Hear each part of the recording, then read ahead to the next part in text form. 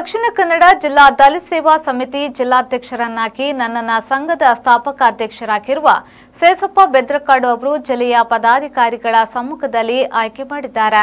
ಸಮುದಾಯದ ಸೇವೆಗೆ ಅವಕಾಶದ ಸಂದರ್ಭದಲ್ಲಿ ಸಂಘಟನೆಯಲ್ಲಿ ಹಲವು ಸಮಯಗಳಿಂದ ಹೊರಗಿರುವ ನನ್ನ ಸಮುದಾಯವು ನಮ್ಮೊಂದಿಗೆ ಕೈಜೋಡಿಸಿ ಬಲಿಷ್ಠ ಸಂಘಟನೆಯನ್ನ ಕಟ್ಟಲು ಅವಕಾಶ ನೀಡುವಂತೆ ನೂತನ ಅಧ್ಯಕ್ಷರಾದ ಕೆ ಗೋಪಾಲ್ ನೇರಳಕಟ್ಟಿಯವರು ಸುದ್ದಿಗೋಷ್ಠಿಯಲ್ಲಿ ತಿಳಿಸಿದರು.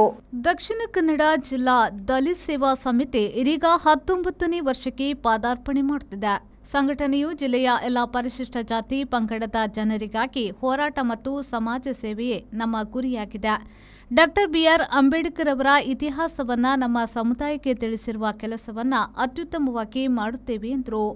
ಕಳೆದ 19ನೇ ವರ್ಷದಲ್ಲಿ ನಮ್ಮ ಸಂಘಟನೆಯನ್ನು ಪೂರೈಸುತ್ತಿದ್ದು ಜಿಲ್ಲೆಯ ಎಲ್ಲ ಪರಿಶಿಷ್ಟ ಜಾತಿ ಹಾಗೂ ಪಂಗಡದ ಜನರು ಅರ್ಥ ಮಾಡಿಕೊಳ್ಳಬೇಕಾಗಿದೆ.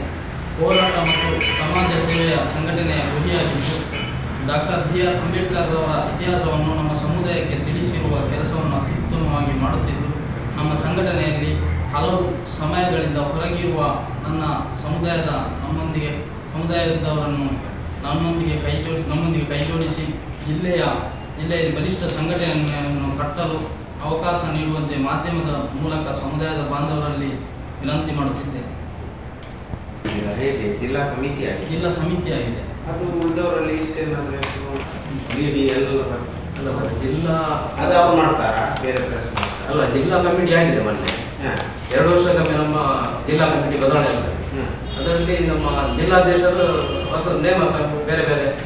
ಈಗ ನಮ್ಮ ಸಮುದಾಯ ಬಲಿಷ್ಠ ಜಾತಿ ಪಂಗಡದಲ್ಲಿ ಪ್ರತಿಯೊಬ್ಬರಿಗೂ ಕೂಡ ಅವಕಾಶ ಉಂಟು, ಅಂದರೆ ಅವಕಾಶ ಕೊಡ್ತಾ ಇದ್ದಾರೆ. ಅಂದರೆ ಪ್ರತಿಯೊಬ್ಬರು ಕೂಡ ಅದು ನಾಯಕತ್ವದ ಗುಣಗಳನ್ನು ಬೆಳೆಸಿಕೊಡ್ಬೇಕು ಅಂತ ನನ್ನ ಪ್ರಶ್ನೆ ಇದೆ. ಈಗ ದಕ್ಕ ಜಿಲ್ಲಾ ದಲಿತ ಸೇವಾ ಸಮಿತಿ ಜಿಲ್ಲಾಧ್ಯಕ್ಷರು ಹೌದೌದು ಗೋಪಾಲ್ ಒಬ್ಬರನ್ನೇ ನೇಮಕ ಮಾಡಿದ, ಇಡೀ ಕಮಿಟಿ ಮಾಡಿದ್ದಾರೆ. ಅಧ್ಯಕ್ಷರು, ಕಾರ್ಯದರ್ಶಿ ಕಮಿಟಿ ಮಾಡಿದ್ದಾರೆ.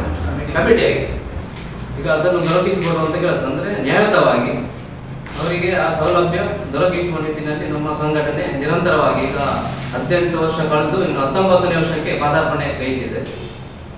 ಅಂದರೆ ನಿರಂತರವಾಗಿ ನಾವು ಸಮಾಜ ಸೇವೆಯನ್ನು ಮಾಡ್ತಾ ಇದ್ದೇವೆ, ಹೋರಾಟ ಮತ್ತು ಸಮಾಜ ಸೇವೆ. ಸುದ್ದಿಗೋಷ್ಠಿಯಲ್ಲಿ ಸಂಘಟನೆಯ ವಿಟ್ಲದ ಕಾರ್ಯಾಧ್ಯಕ್ಷ ಚಂದ್ರಶೇಖರ್ ಯು, ಜಿಲ್ಲಾ ಉಪಾಧ್ಯಕ್ಷ ಲೋಕೇಶ್ ತೆಂಕಿಲ, ಜಿಲ್ಲಾ ಸಂಘಟನಾ ಕಾರ್ಯದರ್ಶಿ ಲಲಿತ್ ಕಾರ್ಪಾಡಿ, ಸದಸ್ಯ ಲಕ್ಷ್ಮಣ ಪಾರೆ ಉಪಸ್ಥಿತರಿದ್ದರು. ಅನೀಶ್, ವಿ4 ನ್ಯೂಸ್, ಪುತ್ತೂರು.